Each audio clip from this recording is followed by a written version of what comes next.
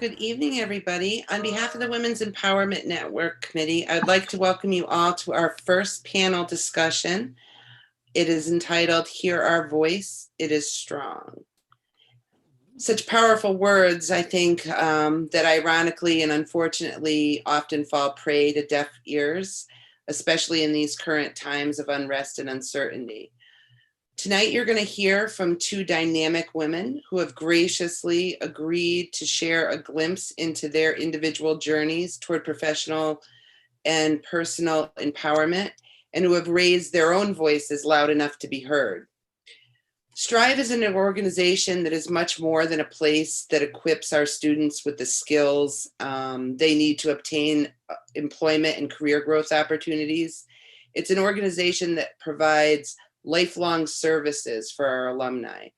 Through the generosity of our funders, the support of our board of directors, and the unwavering commitment from our executive team and our staff, we're able to provide ongoing support for our Strive family with important programs such as the Women's Empowerment Network, which is a unique mentoring program that connects our participants to successful women from various professional backgrounds in New York City to assist and guide them to manage life challenges and learn and grow in their professional careers. So thank you all for joining us. And without further ado, I'd like to introduce our Master of Ceremonies for this evening, our very own guru of alumni services and resources, Strive's Community Relations Manager and all-around go-to guy, Mr. Terrence Byerson.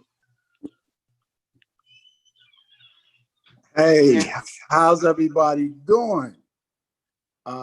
It is my pleasure to be here tonight to introduce and to be part of this Women's Empowerment Network. And I am so happy that you ladies are here to express, to share your life stories and to help our women to empower themselves. And it is my job tonight to make sure that everyone has a good time. So I'm going to start this. All right. In one moment, while I bring Mr. Byerson back in, he'll take over.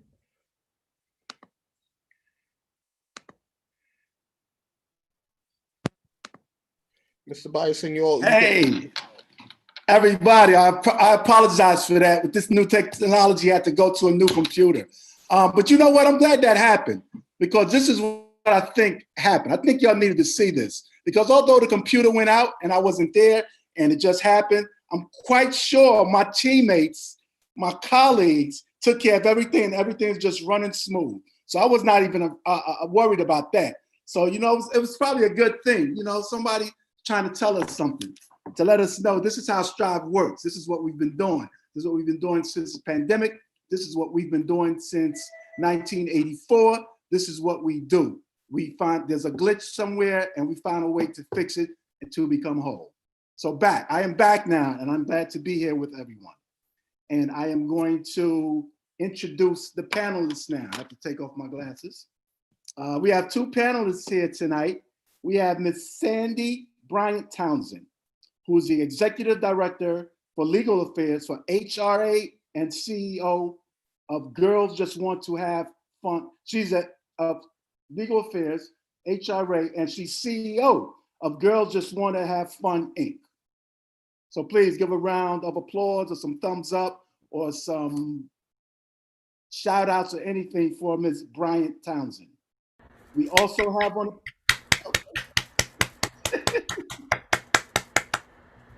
okay, we also have on the calendar tonight, Ms. Nikki Mccallum. Ms. MacCallum is a New York City-based author, comedian, and international speaker. And she too is here to express some of her visions and enlightenment on women's empowerment, and also to tell us about herself. So please give a round of applause for her as well.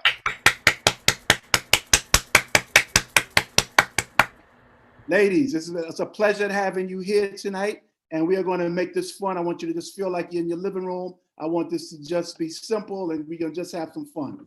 I'm going to start off with, can you give us a peek into your background and careers, and also what were your goals, or what are your goals? And we can start off with Ms. Townsend, please.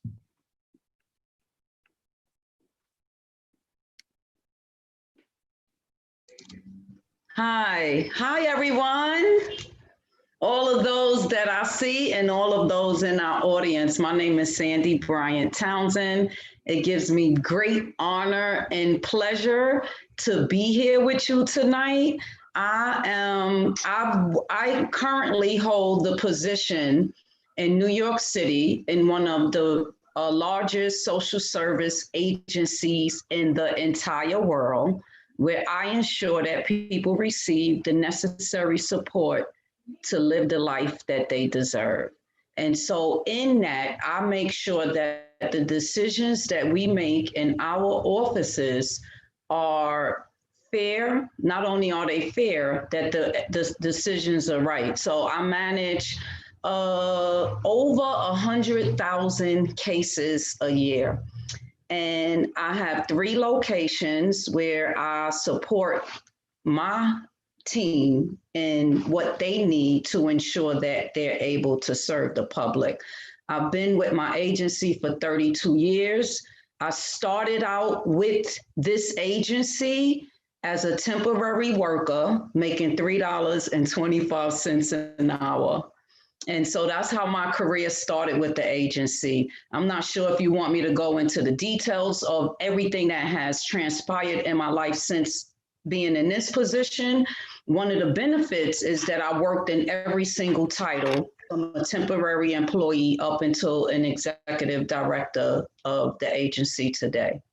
So there's a lot of things that happened in between the 32 years. Wow, that's amazing. You start out as a temporary worker and now you're running the shop. Talk about empowerment. We're gonna get back to that later on. So get that story ready, or one story ready, because we're gonna come back to that. I want to hear about that personally myself. The next, Mr. MacCallum, you're on the air. Yes, thank you. And also I have to ask, is it your birthday? For my birthday? You've got a happy birthday balloon in your background. Oh, that's my wife's birthday, November 23rd. Okay, well, happy birthday to her. I'm a Taurus. My birthday is April 28th. You can write that down. If you okay, noted. Thank you so much for having me. I am so humbled and honored to be here. I'm really, really excited and happy to be invited to speak with this amazing organization. I am Nikki Mccallum. I am a stand-up comic in New York. I'm an author. I'm an actress. I've also simultaneously held a career in the legal recruiting industry. And a short snapshot of my story. So I moved to New York to be an actress many years ago and needed a career that would pay my bills, but also would allow me the flexibility to audition and pursue my creative paths. So I worked for next to no money on an hourly basis at this legal recruiting firm that would allow me that flexibility. And what happened is I did wind up booking work as an actress. I also got very good at my legal job because I knew that I had to hang on to that in order to actually pursue what I loved. And I wound up being able to leverage the book of business I developed at my day job and use that as leverage for every other role in that field that I continued to take. So I'd say, okay, I'll come and work for you, but you need to pay me X and I need this level of flexibility. So in that fashion, I've been able to maintain 2 different careers. I'm now the strategic talent manager at a litigation technology global organization. I do a lot of public speaking and authoring and branding on their behalf. And in my creative endeavors, I went from an actress, wrote a musical that ran off Broadway about 10 years ago now, then pivoted and became very passionate about wanting to tell my own story.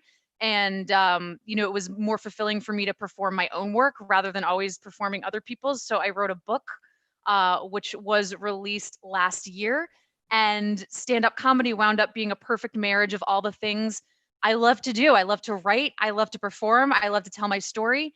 And now in corporate America, I speak all over the world and incorporate my stand-up into my corporate talks. So that's a little bit about me.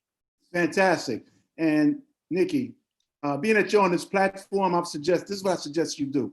You said you was in an off-Broadway play. If I was you, I would say what play I was in, number one. And number two, can you please let us know what the name of the book is? You just can't say, I wrote a book. You're supposed to say, I wrote this book called. Can you do that, please? Yes. So my musical is called Matchmaker, Matchmaker, I'm Willing to Settle. It was about internet dating. It came out in 2010, before apps were invented. I'm dating myself here. And the book is called Dry Run. Okay, fantastic. Okay, and ladies, as I said earlier, we're like we're in our living room right now. So Sandy, if you don't mind if I call you Sandy, because I'm going to call you Sandy because I don't call people by their name in my living room. Okay? All right. Can y'all give me, in the interest of time, I want you to give me one of the most major challenges you've had during your career and how did you overcome that challenge?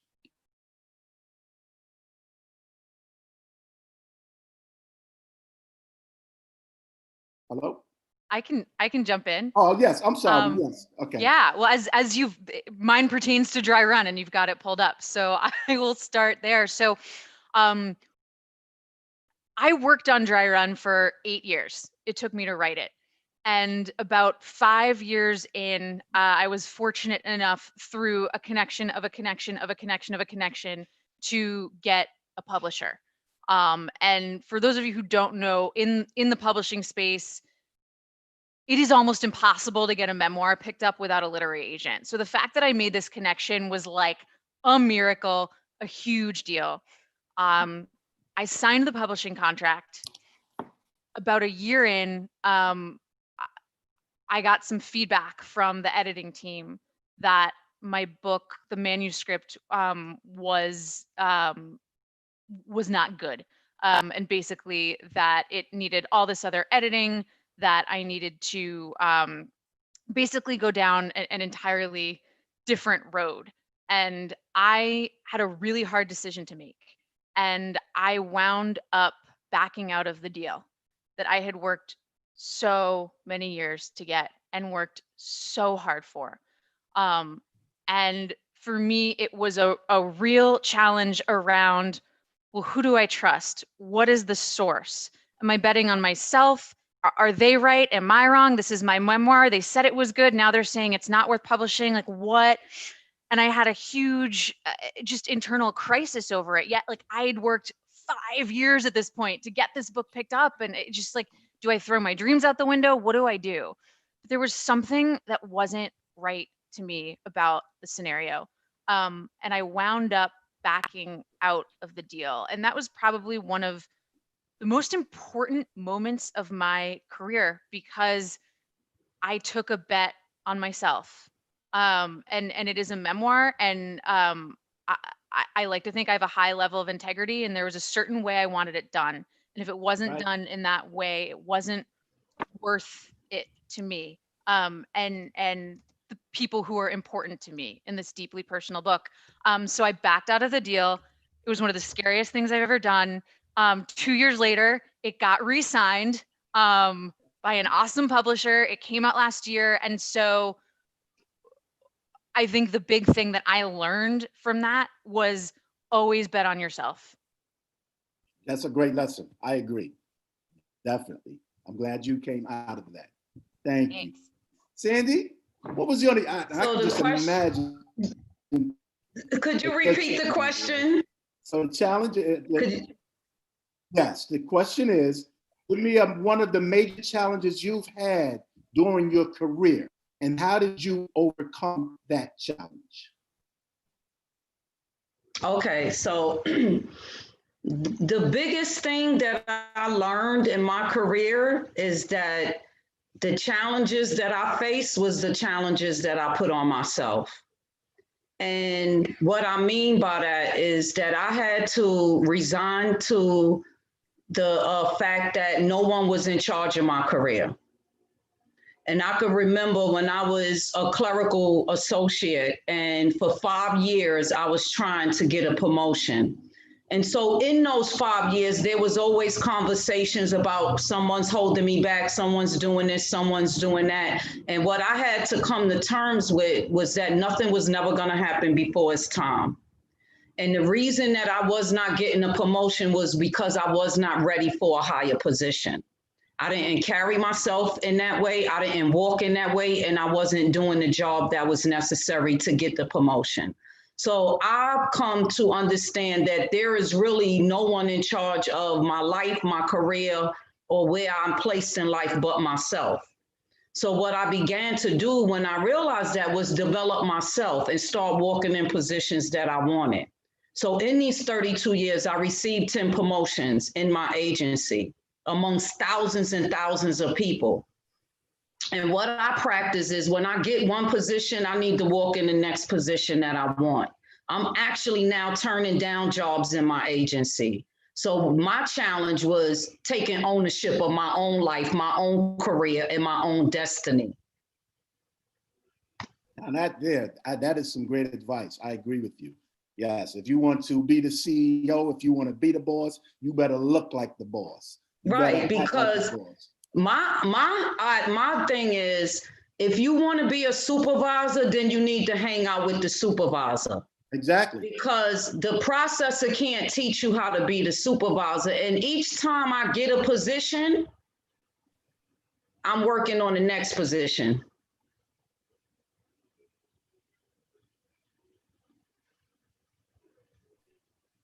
Exactly. I think that's some very sound advice, and I also like the advice that you said that you position yourself, because you never know when the time has come. So you have to be ready. You have to know when that bell sounds, say you're on, you better be ready to go on. Great answer. Okay. What was your aha moment, and when did you realize it? And when do you think other people heard you? What was your aha moment? When did you realize it? And when do you think other people finally heard you? Okay, so I was in a position as an assistant office manager. And there were 3 of us in that title in the office. Now, the Department of Social Service office that I worked in the past were welfare offices and food stamp offices. And I don't know if anybody has ever visited one, but it's really nonstop action. And so my director, our director, was 3 of us in a position, and our director was going on leave. And so his supervisor came from central office and wanted to bring someone in temporarily to manage us. And I assured her that we didn't need that type of management, that I can handle it, that I got it. And that was when I got noticed, and that's where my name came out of the front line and started going up the line. And people started, because I took the initiative, I assured the regional management that we can handle it in our position, because we was doing the work anyway. And so that was my aha moment. And that's when they started realizing, like, wait, we got a Jim in there who is already taking, the bull by the horn, and she's managing already. So that was the moment that stands out in this good question that you asked. And I think what you just proven there is that another lesson that we should realize, that we don't know who's watching. Like, your supervisors watched you, they knew you, they know that you can do that. So what we have to realize is that when we're in these working situations, although it's not, you can't really see a person watching you, or the managers or the supervisors, but you are all being watched. So you always got to be on your best P's and Q's. Thank you for that, Sandy. That's a great lesson. Nikki, did you get the question? Or I did. Yeah. Okay. Excuse me, an aha moment. So for me, a big aha moment came in my legal recruiting corporate career. This was maybe 8 years ago or so. I was working for a company, and I felt that I was severely underpaid, as a lot of women are and feel. And I got up the courage. I put together a plan. Went to my boss to ask for a raise, and I put together all these data points as to why I think I was being underpaid, why I think I deserve more money, and went and had this conversation with him. Really geared up for it. And his response to me was, "You want more money? You're not worth what I'm paying you now." Ooh. And exactly, I had a full-on meltdown. What I did with that is I went out, I got 2 other offers from direct competitors at double the money, and then I had my answer. Fantastic. I think my big takeaway is don't assume someone else is right. Exactly. That's that confidence in yourself. You have to know yourself. Like Sandy said earlier, she knew who she was. She knew that she had to be the best person that she can be. Exactly. Have confidence in yourself. It's in nobody's hands but your own, which is great. Now I want to hear about what is your future goals and what keeps you on a path toward your future. It can be any type of goal. It can be a goal in your work. It could be your goal to work with Kevin Hart, whatever your goal is, and what keeps you on that goal. That's for you, Nikki. Yeah. My goals change all the time. So I'll start with what keeps me in line with my goals is figuring out and really having a strong understanding in terms of why I do what I do. For me, my career has been all over the place, right? I'm an actress, I'm a comedian, I'm an author, I work in corporate America, I pop up everywhere. And so I have had a lot of identity crisis over the years. And the way I keep everything in line is, well, what is the one thing all these things have in common, right? What am I actually trying to say? There's that buzzword, find your why. What is your why? And I realized for me that my why is I like to make other people feel less alone. That's my mission. It's my 6-word story, some people call it, and I make sure everything I do is in line with that. As a comedian, a lot of my material is I like to joke about really serious topics, right? When my father passed away, I did a 10-minute stand-up set as his eulogy, right? So I like to create a safe space for people and make people feel less alone. My memoir, Dry Run, is my father was a recovering alcoholic, also ran 32 marathons. So I ran my first marathon as a Hail Mary pass to him after he experienced a near-death relapse. And so the book has 26.2 chapters, each one kind of chronicling a mile of that marathon. So for me, that's going to make other people struggling with addiction feel less alone, right? The acting roles that I do, some of them are comedies, some of them are more dramatic, but I try to pick projects that have content that makes other people feel less alone, right? I like being vulnerable so other people then feel like they can be vulnerable, to create that safe space. Even in my day job, I am a recruiter. I am a career coach. I'm a speaker. I am creating a space where I'm helping people and making them feel less alone. So for me, in order to stay on my path, I make sure everything aligns with that single thread. That's a great story. And I love the part about your vulnerability, because a lot of times we do not want to be vulnerable because we do not want to fail. But yeah. I don't call it failure. I just call it a new lesson.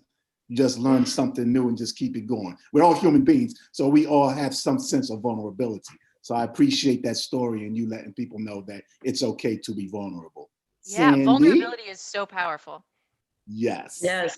Thank you, Nikki. So earlier I mentioned that I'm turning positions down in my agency now. And I'm a yes girl. If you ask me to support you, you ask me to, do things, I'm a yes girl. But what I learned is it's okay to say no if my yes is bigger. And so between my current position and the 2 positions that were offered to me, which of course would be promotions, it would be a lot of work, it would require a lot of my time, I said no, because my yes is bigger. And so my yes is that I'm building a program that you mentioned, Girls Just Want to Have Fun, where we inspire, motivate, and encourage girls and women of all ages. And it's Nikki, it's wonderful to have you in the room because when I was growing up, I had my first child when I was 17. I was young. And at that point, you know, I had to go to school. I had to work. I had to take care of a child. I had to, you know, my life just changed dramatically. There was no more jumping rope, Skelly. You know, you couldn't play Skelly anymore. You ain't need to play no run, catch, and kiss anymore. And so fun was eliminated out of my life because I had constantly make sure everything was taken care of. You know, you got to come home and cook. You got to go to work. You got to go to school. You got to take care of the husband. You got to do all of these things. So fun was something that was put on the back burner. And what I started to realize is that girls and women in my age bracket, I stopped having fun. I'm saying we because they my friends and I know we stopped having fun. And so we started coming together and we started having fun. And then we wanted to do more and more of that. And then the next thing you know, have a 501c3 nonprofit. And we do so much under that umbrella. So my goal is as I'm planning my retirement with this agency, I'm building my program as my purpose, my life, my desire. And so that's my goal. And some of my other goals include, I'm trying to decide today if I want to get a second master's or if I want to get a doctorate. Wow. So those are the things. And like I said, I had my first child at 17.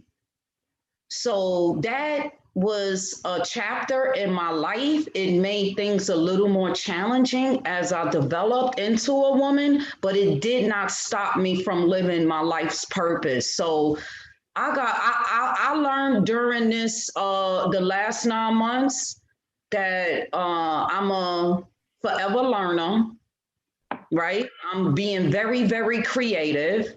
And I refuse to come out of the pandemic the same way I went in. Right. And so my goals don't stop, they can't stop, and they won't stop. Okay. Help That's myself. great. Yes. And speaking of the pandemic, with the pandemic, the social unrest, everything that's going on in our country right now, it seems like an episode of Scandal. I used to watch Scandal and be like, that stuff ain't real. Stop it. But if you came from another planet and you watch Scandal and you watch exactly what's going on, you're going to say what's going on cannot be real. That could never happen.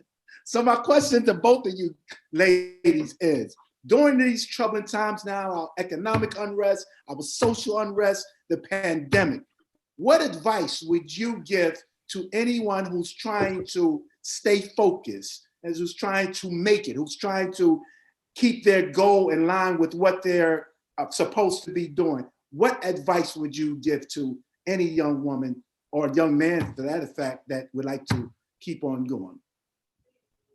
Yeah, I think this is a great question. And I think, 2020 has been awful, right? Like we can all agree, like we're all in a pandemic. It's been a year, right? But on the flip side, the playing field is leveled in a lot of different industries. And there are so many more opportunities if you look for them that you actually didn't have before the pandemic, right? Like you can now attend networking events in any city in the world, really, right? You couldn't do that before. You can look for a career that is maybe headquartered in a different city. So I think like opportunities are open to us. I can speak a specific example in the comedy world. To be a comic in New York, you have to get passed at these clubs, at a comedy club, you have to get passed. And it's a really hard thing to do. And you don't get stage time, you can't perform until you get passed. Now comedy clubs are shut down. I no longer have to get passed anywhere, right? People, these entrepreneurial shows are popping up. There's so many more opportunities if you can just look for them and break down that barriers and take advantage of the fact that the playing field is now leveled. And I think that is applicable to every single industry. Now, that was great advice. So basically what you're saying is that when you're presented with lemons, make orange juice. That's right. Pick your wall. So, Sandy, did you hear the question? yeah, I've been working from home for the last 9 months, and I am a people person, right? And so I've been I'm so grateful that God put me in a position where in my work, my job is to encourage, motivate, and inspire people. Literally, that's what I do. And so one thing I began when the pandemic hit was I got up every day, I got dressed, I put on makeup. I have a husband also, so you can't just stay in your night clothes all day. But I took a walk every day. Prior to the pandemic, I had worked on my health, and walking was part of that. And so I made sure that I got up every day. I got dressed, not like I was going to work, but I got dressed every day. I put on my makeup every day, and I tried to create a routine that was different from the norm. Now, I'll be honest with you. Initially, I was really, really okay because people were dying and all you heard were ambulances. So it was very, very scary. So I was okay in the house by myself. It was March, April, May. But then I started to realize that there was something happening in me with my emotions, with my spirit. And I realized that I was really, really connected to my job in the outside world. And initially having to get over 200 people connected and situated remotely, I was really, really, really busy. I could add IT support to my resume now, and I will. That's another thing about careers. When you start in the position, update your resume the same day because you got it. So whatever you were hired to do, you start doing it on that day. That's just a sidebar. But I had to really get in touch with what was happening. I had to really get in touch that I was disconnected from the world, although I live with my husband, and thank God I had human connection. And I had to really, what I understood is that I need to be engaged in something. And so I started taking courses. I started taking classes because work had calmed down a lot. I developed leaders. So those in position, they know what to do. I give them full support on what they need. So sometimes that means that I didn't have a lot to do all the time, but I needed to be engaged. And so I started taking courses. That's why I'm contemplating going back to school. So what I would say is just find your new niche. We're not going back to way things were, like Nikki mentioned. We got to lay new track. We're never going to go back to December 2019. It's not going to be like that again. Going forward, the world has changed. And so I have to learn how to change with the world. And if they keep me home for too long, I don't never have to go back in the office. Yes, I feel that this pandemic has taught a lot of us how to be different, how to be more resilient. It has tested a lot of our resiliency. And at sometimes, like you said, sometimes I'll be like, man, I just want to go, I'm going to put my suit on and just walk around a block. Just like a few normal kids, So happy to put on a shirt and some earrings. I was like, I ran upstairs to my husband. I said, wait a minute, give me. I was ready. Hey, Stanley, look, I dressed up for y'all tonight. Ask Verna Rochelle. I be coming into our morning meetings with a t-shirt. I'm like, I'm getting dressed today. Wait, don't. This is live. Let's not talk about how you come in. Yeah, but Okay. Oh man. Okay, ladies. This is another question I have. And Did you ever have a moment in your career where it was going smooth, everything was good, and then all of a sudden something happened? Whatever. You got a layoff, your immediate supervisor was fired, something happened where you had to recalibrate, so to speak, or make a different move. And what did you do and how did it affect you? And that could be any instance that you felt like, this is great, I'm doing this, and then all of a sudden, boom, an obstacle occurred. How did you get over that obstacle? And we can start with Sandy. Yes. I can answer that. So I remember the position before this position, where I was the director of a site, over 100 staff members. One of the last questions I asked on every interview is, do you believe in salary adjustments? And usually the answer is yes. And so the reason why I asked that question, because what I've learned in my agency, in my career through mentorship, is that if I'm hired to do one thing and I take on additional responsibilities in my title, in my position, I can then renegotiate my salary. And so I was the director in this site, and I also was going to school full time, and I obtained my master's. And I took on a lot of responsibility, additional stuff, and I asked for a salary adjustment. And they refused to give it to me. And so, like Nikki, I shopped myself around and I left. And I got a promotion and I got a salary adjustment. But what was so challenging with that was that the person that was supervising me all along in the conversation, it was the conversation to me was like, yeah, you can have it, you can get it. But then when the pen went to the paper, it was a whole different story. And I was okay with that because, like Nikki, I said, okay, I know my worth. And so, yeah, I had to about face.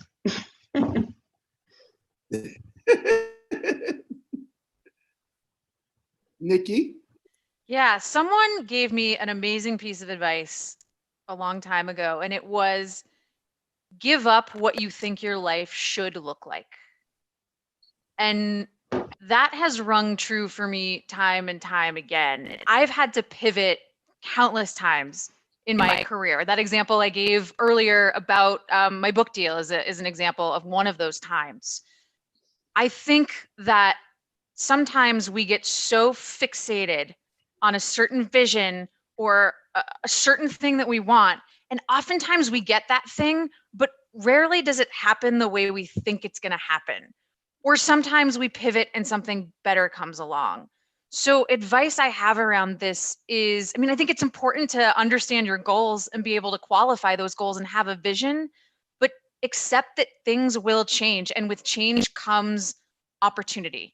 And don't be afraid to be flexible, and don't get too attached to what you think your life should look like. I thought that I was gonna turn 30, I'm way older than that now, but turn 30 and be a Broadway star and have a family and have it all made, right? If that had happened, I never would have written a book. I never would have become a stand-up comedian. I wouldn't be where I am today. And just aside from the year that is 2020, I'm pretty happy in terms of where I am. So give up what you think your life should look like. I love it. Wow, great advice. And I've heard a lot of great advice tonight. I'm going to take some of this stuff too, although I'm not a woman. But listen, I'm a woman in spirit.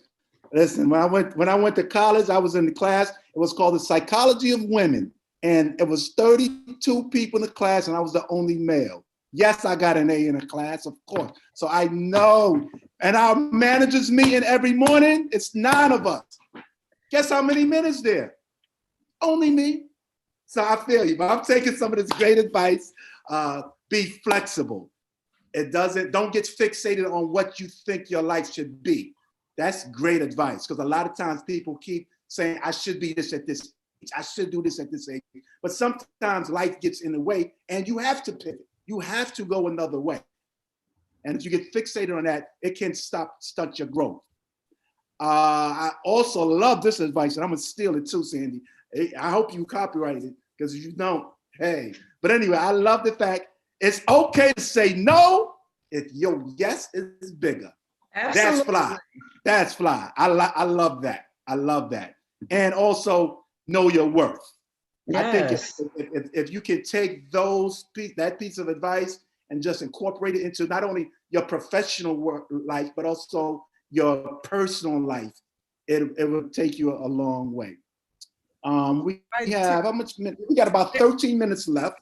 Hello, And Terrence. We have some questions in the chat that I wanted to have you. by all means, Verna, I saw that. I saw you're on that. air. And so, Okay.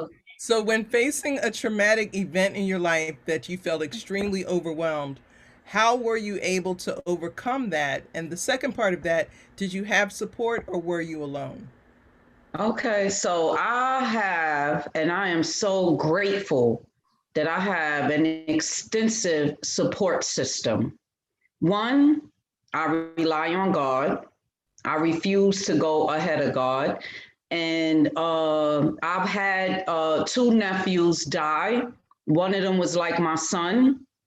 One was 25 and one was 15 from incurable diseases. One with astrocytomas, which is a brain cancer.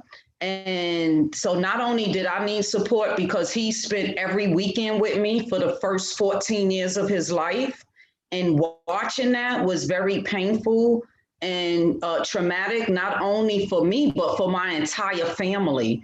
And so I rely on God, I trust God, and I have a wonderful husband. I have two daughters that I raised 17 years apart. All three of us are 17 years apart. That's another story, another day. Very, very interesting.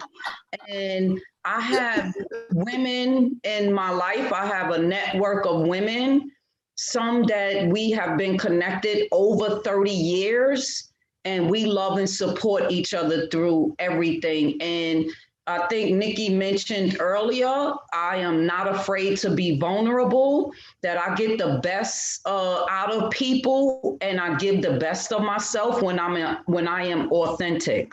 So, and I try to just really accept life on life terms. I know that I'm not exempt from life, and life includes success and it includes failure.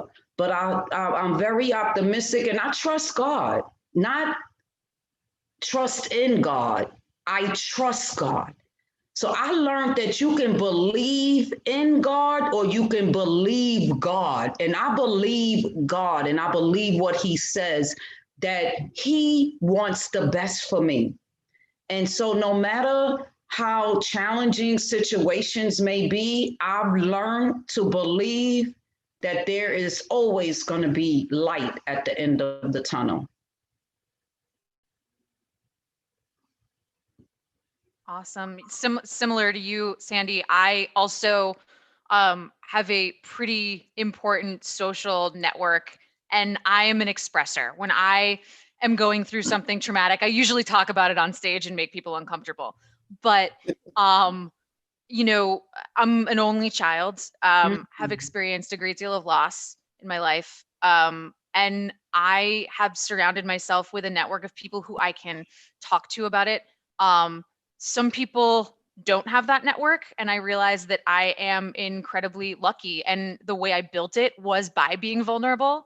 And some people are not comfortable talking about their feelings. It's what I do for a living. I'm very, very comfortable. I'm comfortable with other people being uncomfortable. But I think that, you know, when dealing with tough times, expression is so important. I think it's when we hold it in that it becomes dangerous and crippling. So whether you have a big network, whether you are someone who likes to talk about their problems in business, or whether you're really reserved and maybe don't, find a way to express, whether it's painting by yourself, whether it's talking to one friend, whatever that is, whatever expression means to you, don't be afraid to ask for help and rely on other people. And chances are, if you're going through something and you're vulnerable, someone else has gone through the same exact thing. Fantastic. Another question we had in the chat was, what do you each do for self-care? Oh, so I'll take a walk every day. Prior to, I want to say quarantine, right? We still all quarantine. I got massages often. I love that. I love to travel. I take good care of my health. I try to really be aware of what I'm putting in my body, if it's fueling my body or destroying my body. And so I really watch what I eat. I exercise. I like to spend time with my granddaughter. We play Uno. Me and my husband was just talking. I taught her how to play Uno and he taught her how to play chess. And she is so good now. And I try to experience my experiences. And to me, that's self-care. When I can look, I'm looking at the screen, I experience Nikki and her, and what she does in life. So I got to experience her stories, and I get to experience Verna, and I get to experience David, knowing that he was the only guy in the all women's class and got straight A's, so I'm learning. To me, that's self-care, like not rushing through life, experiencing how my feet feel right now on the ground. So self-care to me is experiencing my experiences. Okay, I got to write that down too. Man. Nikki, what do you do for self-care? I was going to say Sandy's is way more profound than mine. Okay, go with me on this ride. I love eating in my bathtub. My bathtub is not large. I barely fit in it, but like there's something to me about taking a bubble bath, lighting a candle, and like having a meal there on a tray that feels very luxurious. Wow. And it's something I can do for myself. So I eat in the bath. That's like, if I want an hour of self-care, that is what I will do. Fantastic. I'm just taking a quick. That is great. Just taking a quick look. How much time we have left? We are right where we need to be. We are experiencing our experience known as the Women's Empowerment Network. And we have answered the questions. I have some quotes that I will just recap, and then I will take it to you, Terrence, to wrap it up. So we heard, I refuse to come out of the pandemic the same way I went in. That was Sandy Bryant-Townsend. I see that we have the book, Dry Run, a memoir by Nikki Mccallum. I see that it's okay to say no if my yes is bigger, Sandy. And I see, it's so rich. Give up what you think your life should look like. Nikki said that. And accept that things will change, and with change comes opportunities. Yes. And that find a way to express yourself. That was Nikki. And self-care to me, this is Sandy Bryant-Townsend. Self-care to me is experiencing my experiences. And so, Terrence, yeah, take it fire. As the kids would say, that's fire. Hey, ladies, it's been a pleasure. And I'm going to do, I don't know if you ever watched DJ Cassidy when he goes mic to mic, he shows it. But at the end of it, everybody that was on the panel, he just thanks. And I want to start by thanking right now. I'm going to start by thanking Belinda.